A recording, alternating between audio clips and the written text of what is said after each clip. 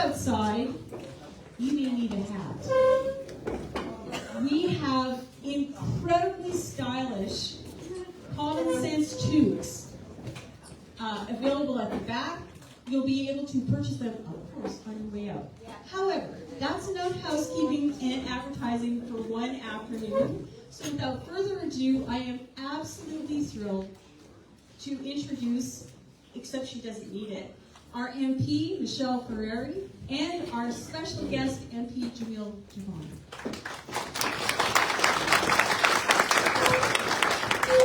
Thank you so much. That's our president, Cindy Paul Girdwood. Please give her a round of applause. She's a rock star. And all of the volunteers who make today happen, the EDA, the Electoral District Association, many people don't even know what this is, but it is the bread and butter of how us as MPs get re-elected. So this is the biggest turnout we have ever had for an AGM ever. So thank you so much. I would be remiss if I didn't right now acknowledge every volunteer that made all of this happen. So if you could please stand up, the EDA volunteers that made today happen. All of you, Paul, you're already standing, so keep standing. Linda, stand up. All of these volunteers, you guys, these guys, and we can't do it without them. So I know many of you are on a tight schedule. I'm going to tell you the plan so that everybody knows what to expect. We're going to do an interview Q&A kind of style for those who came last year to the AGM where we had Michael Chong. I interviewed him and asked him some questions, and then we have some questions from you guys from the audience. So Jamil and I will do that till 1 o'clock, and then the annual general meeting part has to start at 1, and then we have to go through all of the boring business stuff as well. So that's the plan. Make sure you keep getting the delicious food. Anybody know where the delicious food came from? Burley Falls Inn. Burley Falls Inn? Yes. Cookie Maker Extraordinaire. Richard Kent, Cookie Maker Extraordinaire. That's how things happen. Shop local, support your local businesses. So I'm Jamil, take a seat. This amazing guy. How many of you are familiar with Jamil? Yeah, they all came to see you, Jamil, not me. It's fine.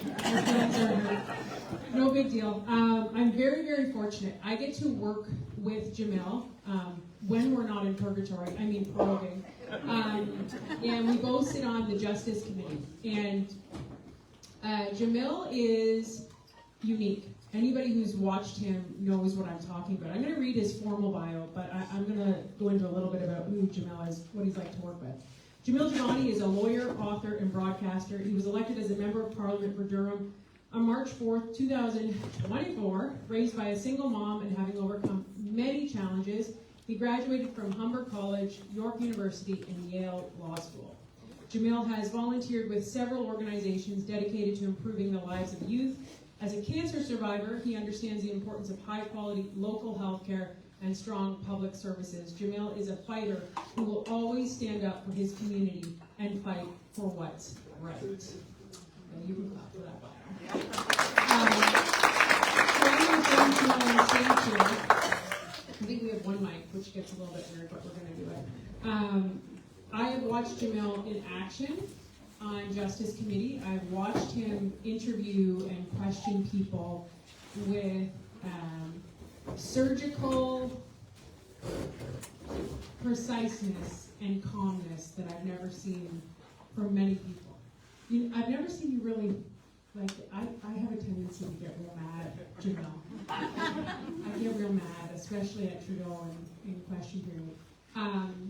Is that something you work on, or do you feel like you're just already like that when you're going into those committee meetings? Well, thank you for the very kind introduction, and thank you all for being here. Nice to meet you all. The opportunity I think we have in the current place we are, which is we are the opposition party, is to try to show the Canadian people the type of thinking that is going on, or in some cases not going on, with government decision.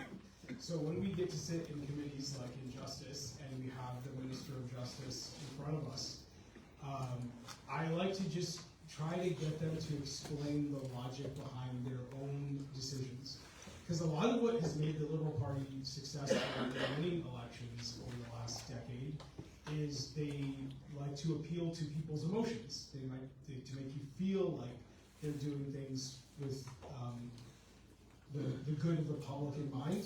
They like to make you feel like they're being compassionate. They like to make you feel like they care about others.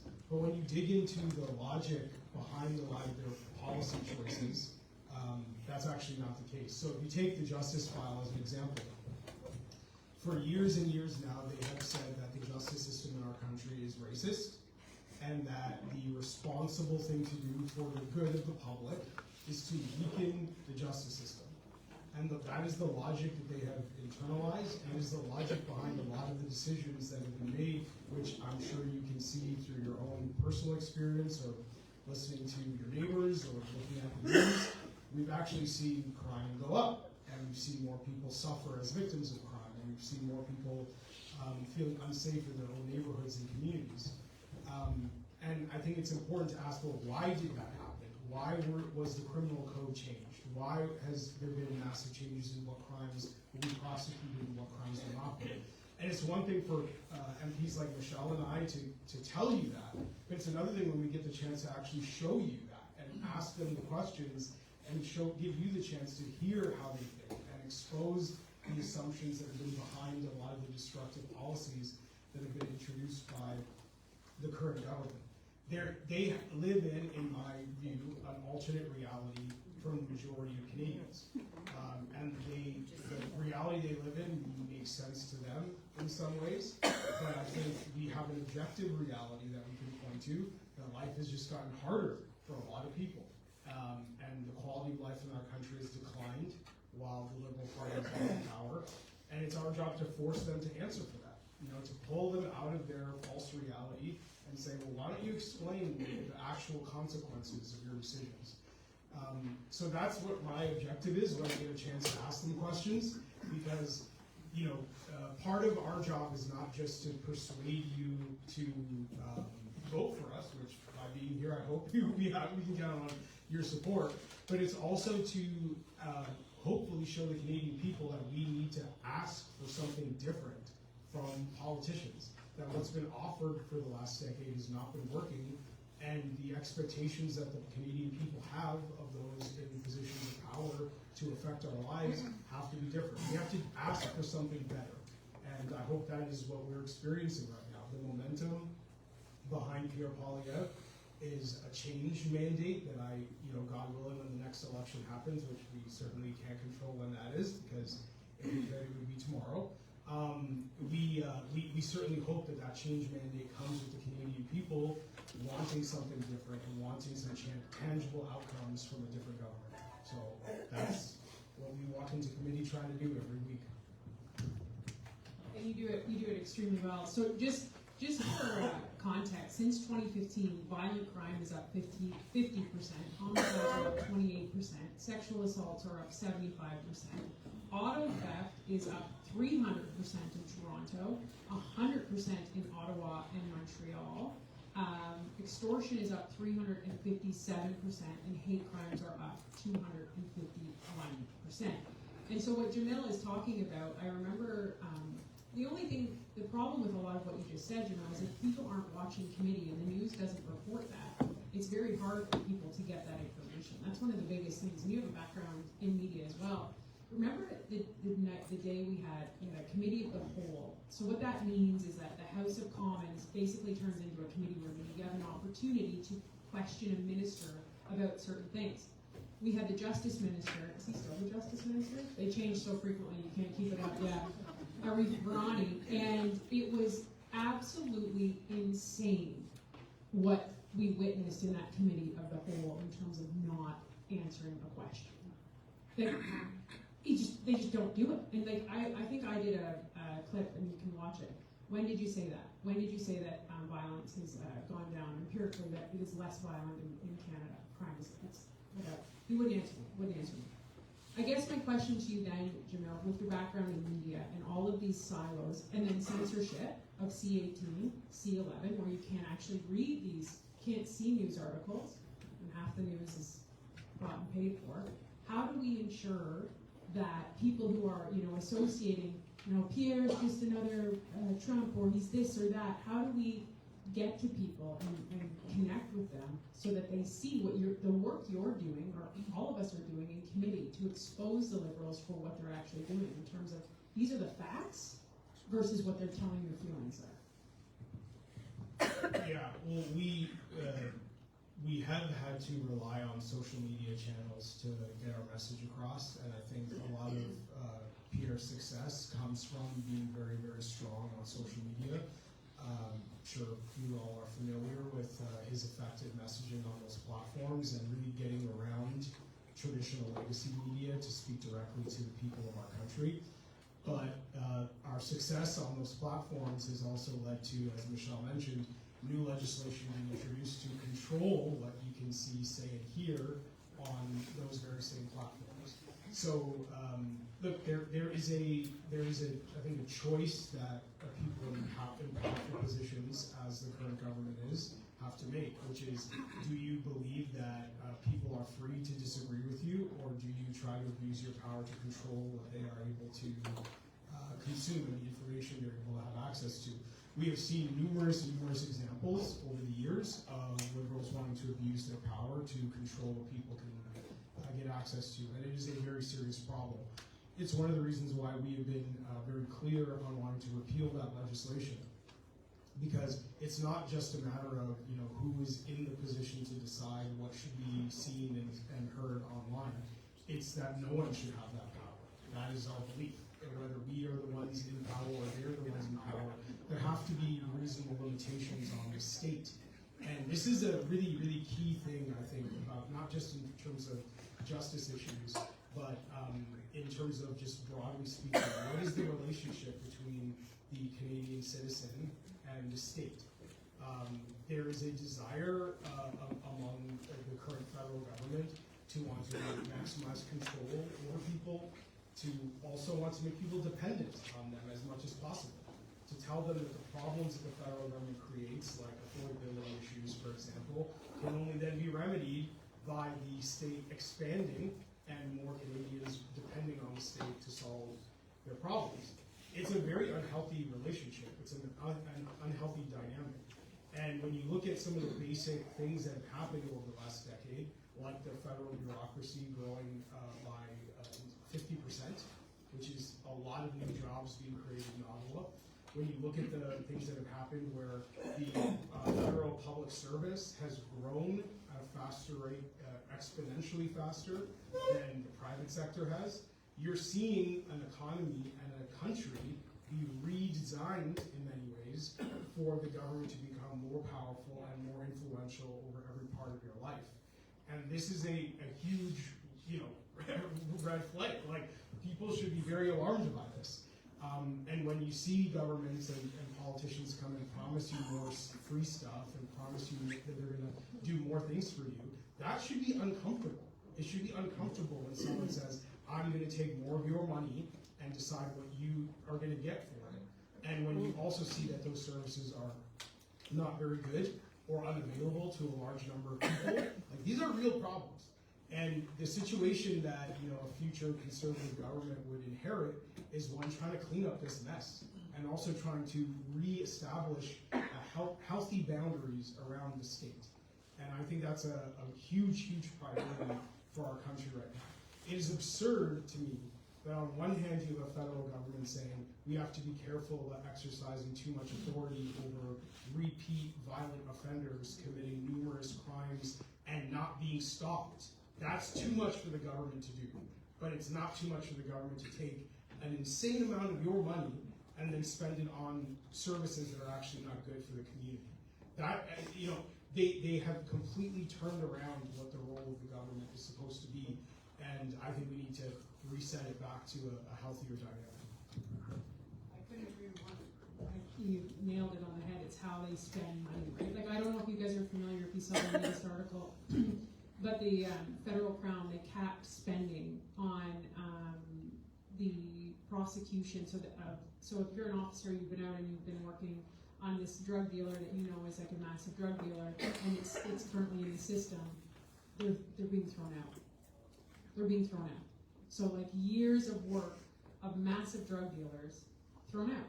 I have police officers phoning me, like, you want to talk about morale that's down. You know, Jamil has hit the nail on the head, and yet, but we're going to give $400 million to a green slush fund. Like, it's how they spend money.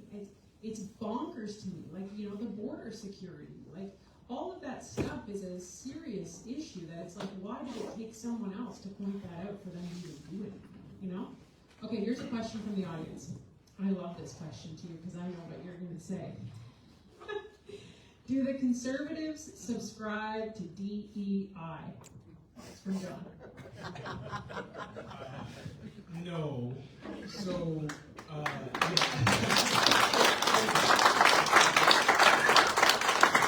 there are a couple of aspects to the DEI, I don't know, movement, you to call it, that I think are important to point out. So the first one is the idea of doling out benefits based on what people look like. And if you look at a lot of the policy proposals that Pierre has put forward as leader of the Conservative Party, they are universal ideas, right? Ending the carbon tax for everyone, making housing more affordable for everyone. This is part of like the ethos of our party, is that we aim to treat people the same based on being a Canadian, being a citizen of this country, or being a taxpayer. Yes, and one of the problems with DEI is that it has made an effort to condition the public to think that the only way that the government policy can benefit you is if it is tailored to your race or your culture or your linguistic group, and it just doesn't need to be that way. The reality of life in our country is that there are a lot of people who struggle in this economy, and they, regardless of what their race or their gender is, and are deserving of a hand up as much as anybody else. And it's a real problem when governments get in the business of saying, as the current government has, they're going to create, for example, programs to help you buy a house, but only if you look a certain way. I mean, that's absurd. And that is what DEI has produced. Now, part of this is a very cynical intent, in my view, which is that you have the federal government and you also have large corporations, who certainly are not exempt from this, who have made life harder for working class and middle class people in our country, and then put up this sort of facade of compassion. So the big banks will charge Canadians some of the highest banking fees in the entire world. Telecommunications companies will charge us some of the highest cell phone bills in the entire world.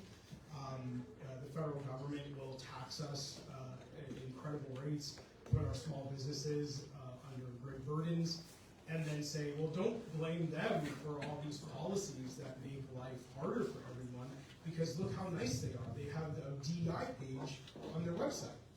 And that is fake. It's fake compassion. It's phony. And in my view, it is an excuse. It's a way out of it's a way of abdicating their responsibility, which is to actually do business or conduct government affairs in a way that is good for the Canadian people. So I think a lot of it is a smokescreen, and our party has cut through that smokescreen, and we're talking about things that we believe will help middle class and working class people of all backgrounds, and we're not giving large businesses fake credit for their DEI website. We are asking them to instead embrace things like competition and market practices that would actually drive down the cost of goods and services for Canadians.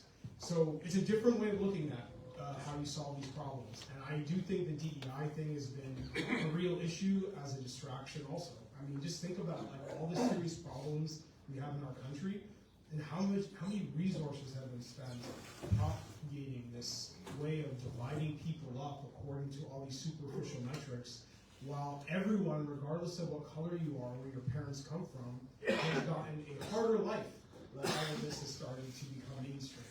So yes, we oppose it, and we'll advance a different way of looking at how we make people's lives better and how we get out of the way of people so that they can live up to their potential, regardless of what they look like. Here. I mean, it's funny when we talk about runs and run.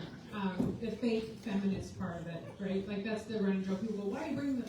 I didn't bring up feminism. He brought up feminism. They brought up feminism, right? That's their whole leg to stand on. And then in the same breath, he just backs the bus up. They all back the bus up over here. It doesn't matter until it happens, right? Thank you, Bill. Okay, so I want to ask a couple more of these questions. I think the big question in the room right now is Mark Carney. I'm curious what you would say in terms of how Mark Carney compares to Justin Trudeau and what it will mean for the Liberal Party.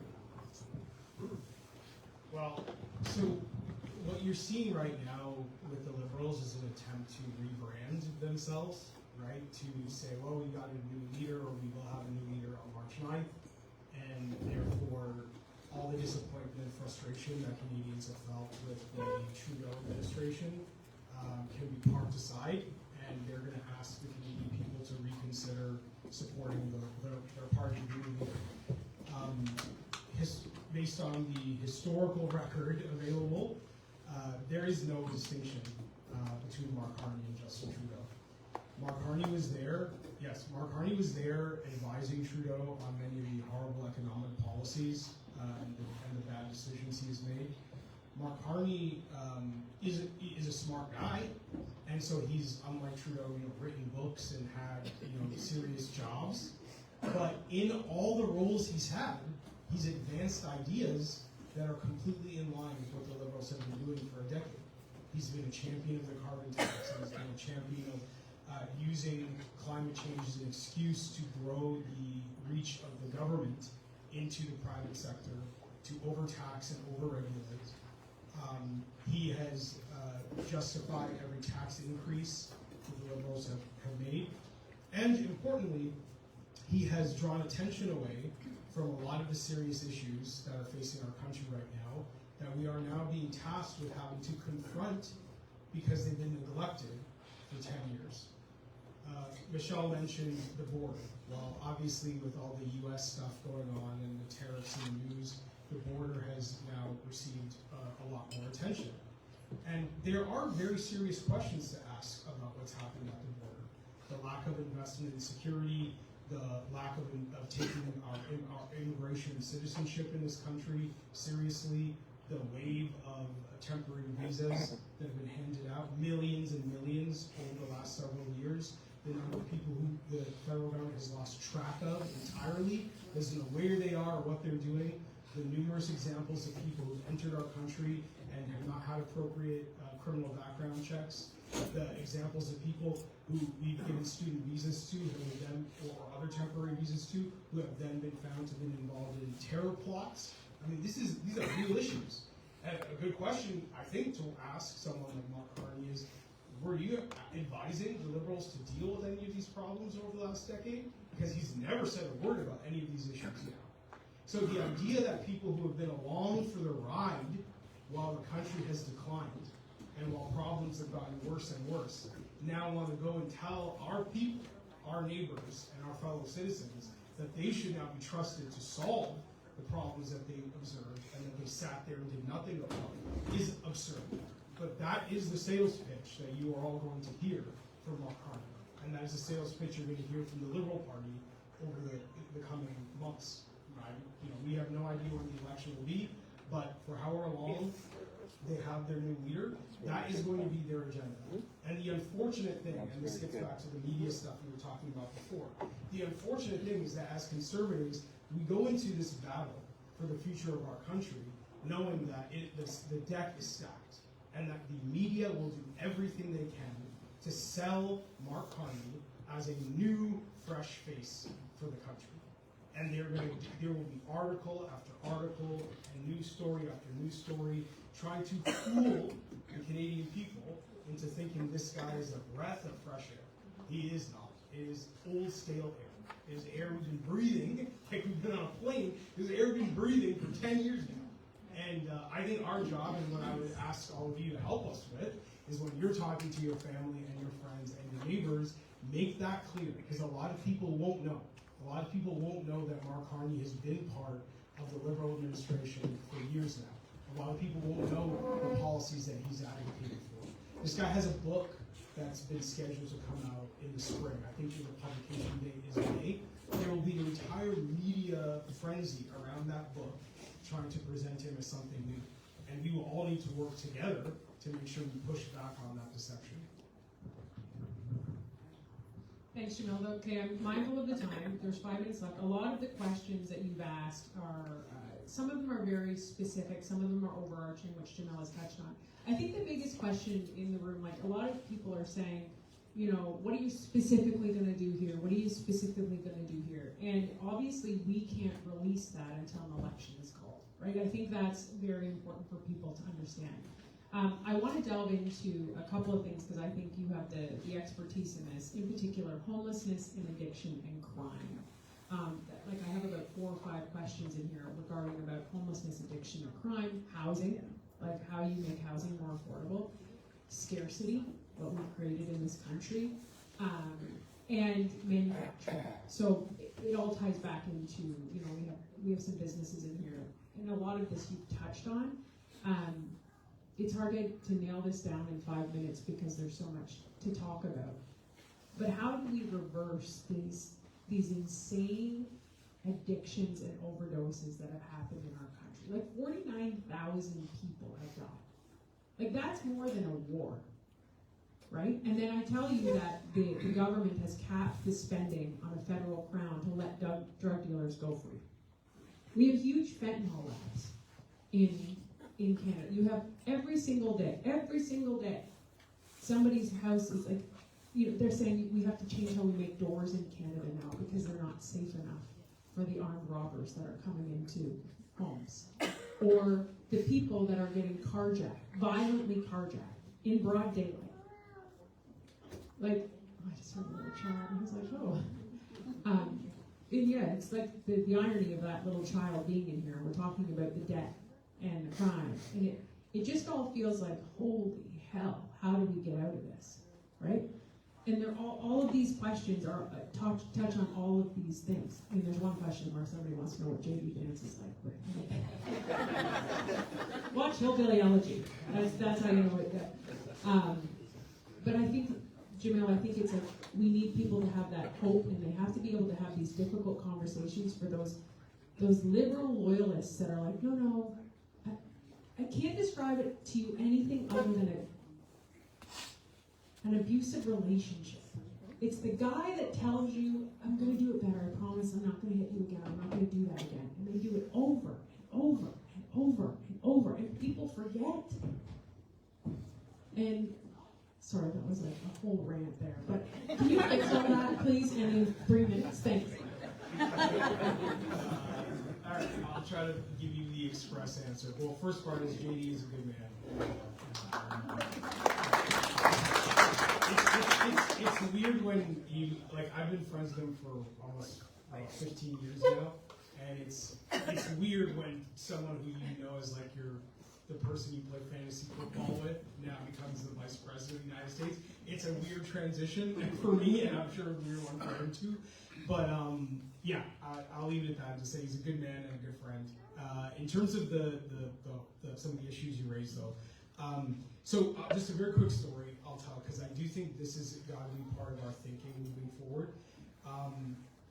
In Oshawa, I met a man who experienced temporary homelessness, you could call it. He lived with his mother, and between the two of them, they were able to afford rent in an apartment in Oshawa. But she wound up needing to go into long-term care, and he was not able to pay rent because on his own income. So he wound up living in a van, mostly parking in the en route station in Newcastle. And what I learned from spending time with him and others in a similar situation is that there are very different kinds of homelessness that I think in order to help people, we have to be able to make some distinctions. That gentleman, for example, is someone who wound up in a bad situation, bad luck, bad timing, didn't have a roof over his head for a period of time. With the right program and the right supports, and being able to get back on his feet, he would probably never be homeless again. And there are a lot of people experiencing homelessness right now who are in that situation. where it really is a matter of an economic crisis that brought them there. But there are also people who are homeless where it is tied to a lot of very complicated issues like addiction and substance abuse or mental health issues. And they need a different kind of help than the gentleman who's living in the Newcastle onward. Because for them, it's not just a matter of putting them in a house or getting them the right economic help. There's a whole host of other things tied to that situation. And I think one of the challenges we've had in trying to make this conversation about feelings and not about results is that we haven't made these distinctions from a policy point of view. We use the same language to describe people who are in very different situations. The same words, the same ideas, the same policy proposals. And the truth is that a lot of these folks and their families are in different situations. So if we're talking about scenarios where mental health and addictions and substance abuse are part of it, then I do think there's a whole different conversation that needs to be had about what you do there. I am of the belief that the liberalization, as Pierre has called it, of drug policies and drug laws in this country has been a disaster. That there has now been a tolerance of people abusing drugs openly on the street, in public libraries, on public buses, and it has created a culture of lawlessness that is not good. Not good for anybody, including the people involved and directly affected by it. So there is a criminal justice response to this, absolutely. The justice system making excuses, and certainly not the fault of police, but the policymakers in Ottawa making excuses to not prosecute massive drug trafficking cases, to not prosecute drug dealers who are preying on people who have substance abuse issues. That is a problem, and we absolutely need a criminal justice response to this.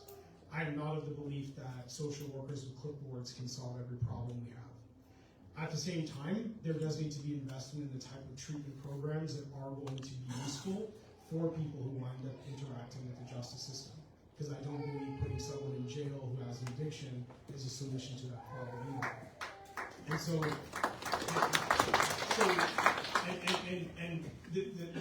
one of the principles that we have to embrace when it comes to solving social issues in this country is what Pierre has talked about as the dollar for dollar way of thinking about governance. Meaning, if we're going to talk about funding more treatment facilities, where's that money coming from? Because Lord knows this country cannot handle massive increases in a deficit that is already at historically high levels. Well, that is where the money that is currently being used to subsidize drugs and to make it easier for people to access drugs can be repurposed for something good. There is a lot of money on the table right now that the federal government is currently putting out the door that are actually facilitating addiction. And we believe you can repurpose that money to help people overcome addiction. And that is the fundamental philosophical and political difference between how we approach the problem and how the current government has. We do not think it is compassionate to sit there and watch people suffer and just facilitate their suffering. We believe interventions matter, whether it's from the justice system or from treatment programs, and we believe there's a path to paying for those without increasing government spending even more than it already has, and that's what we intend to do. So, and then of course, for people who are not suffering from addiction or substance issues, a lot of it is just a housing issue. More housing, more affordable housing, and there's a whole host of policies that we talked about as a party to do that. That will make it easier to issue permits, make it easier to lower the tax burden on construction, and for people like the gentleman I mentioned, who is temporarily homeless in Newcastle, I think those policies would help someone like him who might not need the justice system involved in his life, who might not need treatment, but will need a hand up so that he has a place to live. Thank you, Jamil. And I think there's one question here, and I want to end on this because I think it's important. And it says, when are the Conservatives expanding their talking points beyond the carbon tax? And I think this is a really interesting question because this morning I got a message from a woman who I know well. Her daughter has a rare disease and a disability. And she said, Michelle, I'm really worried. I'm really worried Pierre is Trump 2.0, and I'm worried for my disabled child. And I really thought about that for a while because my file is primarily social services. I'm with Credit for Family And do you know the first thing that gets cut and is hurt when the economy is down? What is it? Social services. So you destroy somebody's pocketbook. You destroy their income. You income tax them to a point where they can't, now they are spending so much on their house, they have to now decide whether they're gonna pay their gas bill or their grocery bill. What's gonna happen if they go to the store and now they've been asked to donate to a local charity, or Easter Seals, which relies on donations, which this woman's child relies primarily on? What's gonna happen? So when you talk about the carbon tax, that is the talking point, because it is the very thing that drives up the cost of every single thing. When you tax a business that employs hundreds, maybe dozens, hundreds, thousands of people, and now their costs go up, what's the number one cost for a business owner? Business owners in this room, what's the number one cost? Payroll. What are you going to do if your costs go up? What's the first thing you're going to have to cut? This is the talking point. Pierre is so brilliant in what he says, because it's, if you destroy the economy and you destroy what people are able to make, you destroy their ability to live and to give back. And there's not a human I don't know that doesn't want to give back. But when you are forced into a corner and you can't feed your own family, what happens? You give up. And the only thing keeping people alive right now, I went out this week and I went to all the tent encampments, and I met a man who lived in his car, his truck, with his son and his dog. He worked at GE for 41 years. I met another guy who gets up and goes drywalling every day and comes home to his tent. This isn't rage farming. This isn't some lunatic. Some made up stories. When you destroy the economy and you shadow tax people and you take and you income tax them to death, and you destroy the whole essence of community. So to that question, I would say that is the talking point. Because I will remind everyone in this room, the government doesn't have money. It has your money. And if they are spending it out of control on programs that have zero results, they have to make up that money. So a $400 million slush fund where insiders got rich and there was no environmental policy done to actually help our climate, how are they going to get that $400 million? From you, from your tax. So absolutely, the carbon tax and every tax that they put on you and the Canadians is the issue. And the Liberals will twist it and turn it and tell you, oh, we're gonna put it onto the business. Did you hear Mark Carney on CTV when he said people don't use steel? What? Did you see that? Like, are you out of your mind, man? So I wanted to end on that because I think it's a really important question, and I want to just end with Jamil to say how important election readiness is, because we truly are. I make a joke of it, but it's real. I went to Catholic school, so they taught us about purgatory, and it was a scary place, and now I'm living it. We don't know when this election is going to happen. But you and the volunteers and the people are what is going to determine our success. And you had a very big victory. You did very well in your election. If you could leave these folks with a piece of information about election readiness and being able to contribute and how it matters, I think that would be the best thing we could do for them. Yeah, well, I know we've got a lot of folks here who volunteered on campaigns in the past. I know we've got the EDA board members here, a lot of people who've given their time and energy to help make our party successful up to this point. We've got a job to finish, and the reality is that the media, the Liberals, they will work very hard to demoralize our support. They're going to want to make people feel discouraged, or they'll make you feel like, oh, you got nothing to worry about, you're going to win no matter what you do. A lot of it is about making us not energetic on the ground.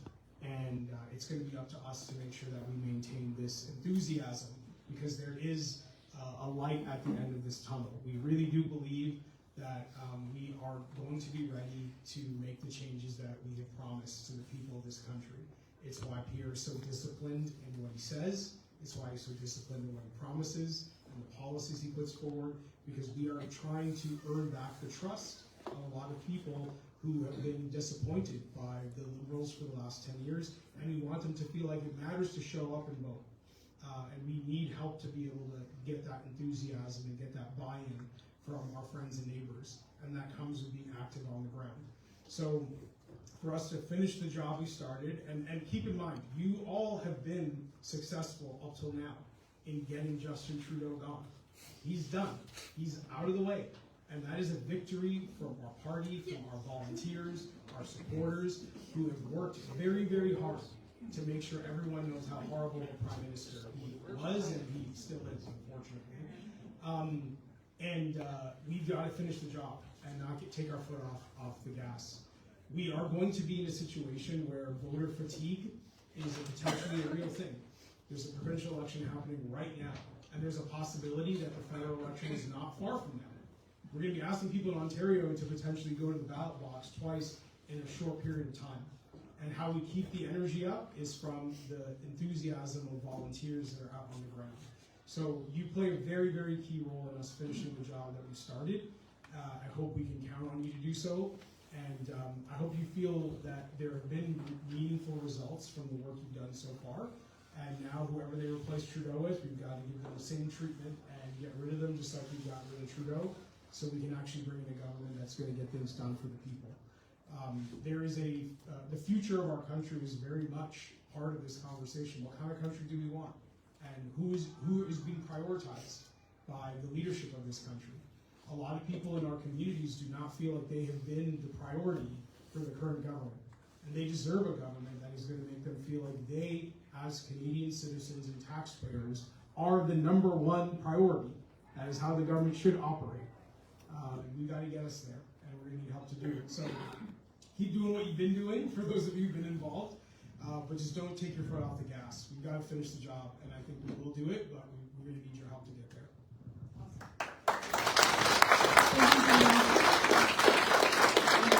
Restore our relationship with the United States. I know, that's the other thing, right? That we a lot of you talked about, what we touched on.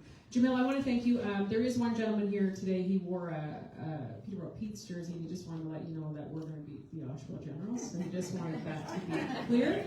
On behalf of us, we did want to give you a couple of gifts here. So we want you to wear this really proud, and it has a comment. So there you go, there, Peterborough.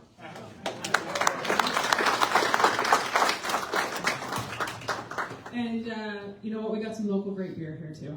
So we got who doesn't love beer? Bob Cajun Brewing, as well as our Publican House as well. There's another business, right, that's been hit hard that needs as much support as we can give them. So Publican House. I don't know what this one is. What's this? That's cool. What beer is this? It's Publican, our pet Pilsner. Oh, it's for the Humane Society. Look, it's like, isn't that cool? Yeah, you should crack that and drink it on. Anyway, I just want to say thank you to everybody for coming. I know you were very interested to meet Jamil. Yes? Yeah. I also just want to point out, so I have the privilege of representing the riding of Durham. One of my predecessors, provincially, John O'Toole, is here. I just want to acknowledge him.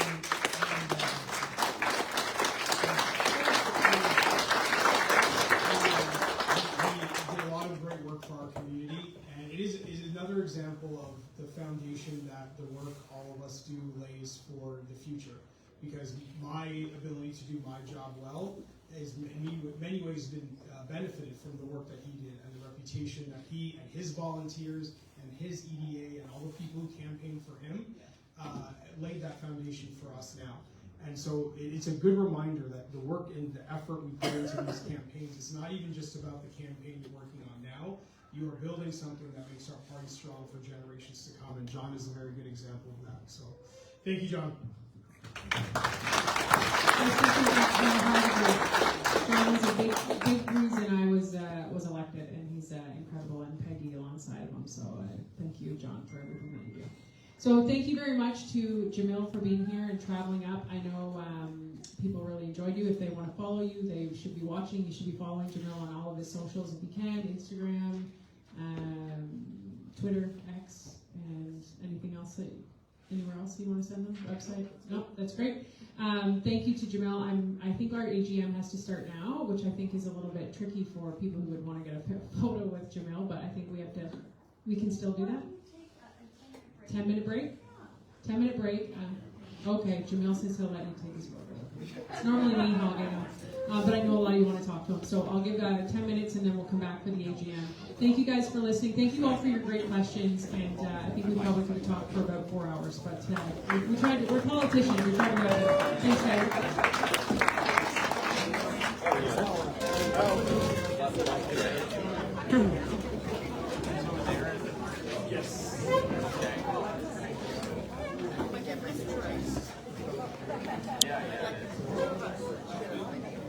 So we're just at the AGM meeting here in Lakefield today, where Jamil has come down and answered a few questions with Michelle Ferreri and some of her constituents here.